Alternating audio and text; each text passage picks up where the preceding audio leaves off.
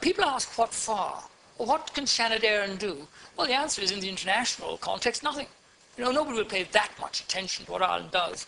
But the reason I looked for a recall of the Senate was because I remember being in Palestine some years ago, in an area that was heavily controlled by the Israelis, and I said to my Palestinian hosts, you know, there's nothing I can do. You know, I will have no effect. And they said, but at least you will be a witness. You will be a record to our suffering, and we will not go unnoticed. And it's for that reason that I called for the recall of the Senate. I'm very sad. I mean, I'm not anti-Israeli, I'm not anti-Semitic. I support the state of Israel. But in the 40 years I've known the state of Israel and sometimes had a home there, I've seen it completely change. It changed from a left-wing, socially directed country to an extreme right-wing regime that is behaving in the most criminal fashion and defying the world and unscrupulously using the Holocaust to justify what they're doing, and it's time that rag was torn away from them. Israel is afraid of Palestinian unity. That's what all this is about. It has nothing to do with the murder, which is appalling, of those 3 Israeli kids. It's nothing to do with it. The Israeli police knew that Hamas had nothing to do with it before this war started.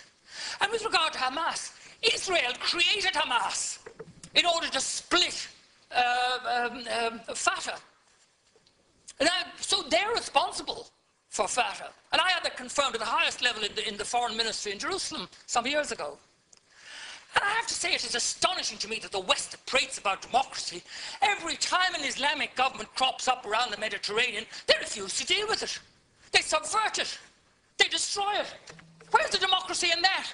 We may not like it. You know, they may be antagonistic, and my Jewish friends or my pro-Israeli friends say to me sometimes, how would you fare as a gay man in any of these? Oh, I know exactly how I'd fare, but it doesn't mean that it is correct to deny people the right to choose their own government. What self-respecting or sane people would allow their enemies to choose their government for them? Can you imagine it happening in this country? I certainly cannot. And America has a shameful role to play in this. Israel could not get away with these disgraceful acts of international piracy and brigandage if it wasn't for the protecting shadow of the United States of America. And I condemn President Obama for his utter inaction. And I have to say, I was taken a bit aback when I saw they'd added in Ukraine, which is irrelevant. It's a bit of whataboutery. What about Syria? What about the Congo? What about Iraq? What about everything? Well, we should focus on this. The one thing it does, Minister, is it shows the extraordinary discrepancy.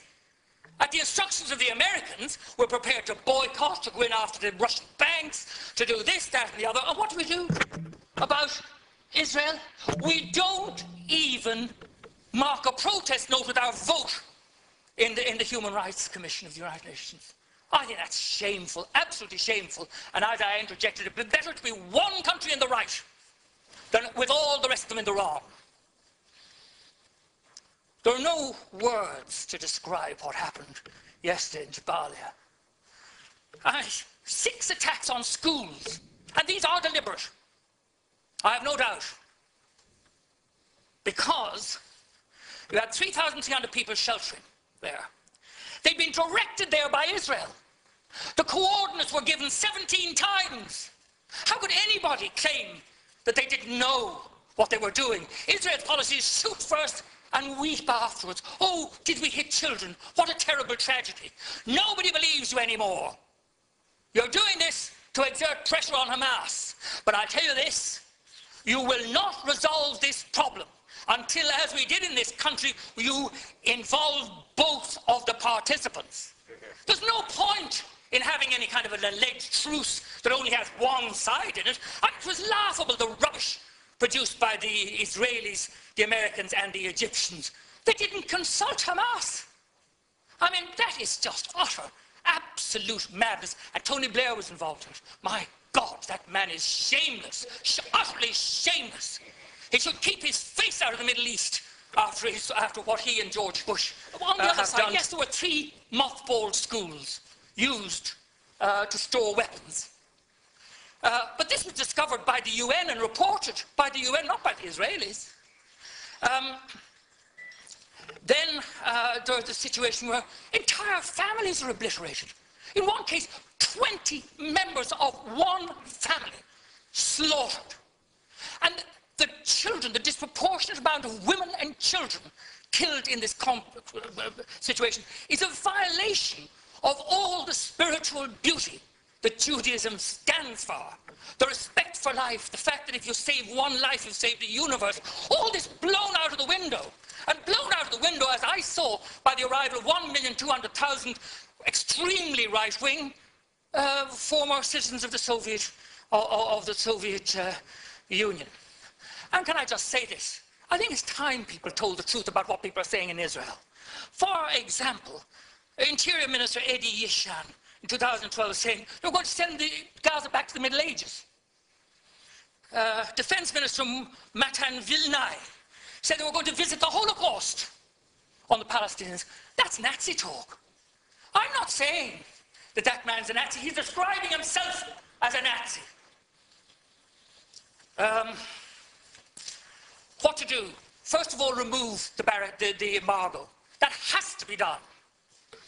Then, the Euromed agreement. I mean, there are human rights protocols attached to this. Time after time in the Foreign Affairs Committee, I've asked for this to be monitored. They won't even monitor the human rights agreements.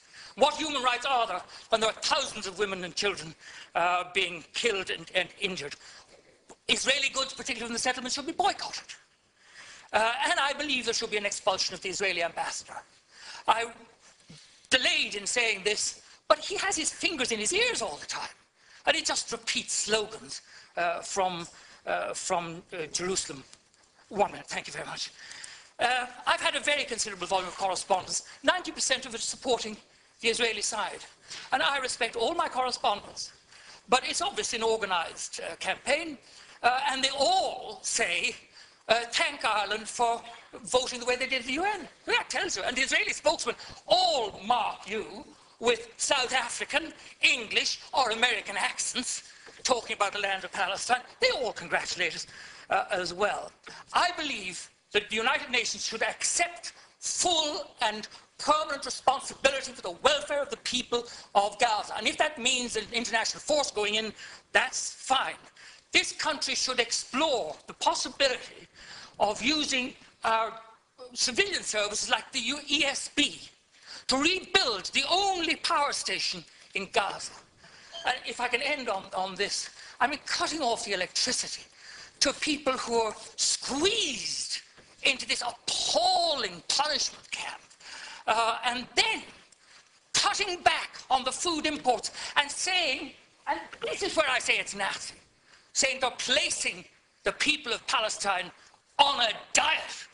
What a contempt that shows for human beings. And we should stand against that contempt and with human rights. And I'm with human rights, whether they're Israeli, gay, women, black, whatever they are. I'm not changing my position.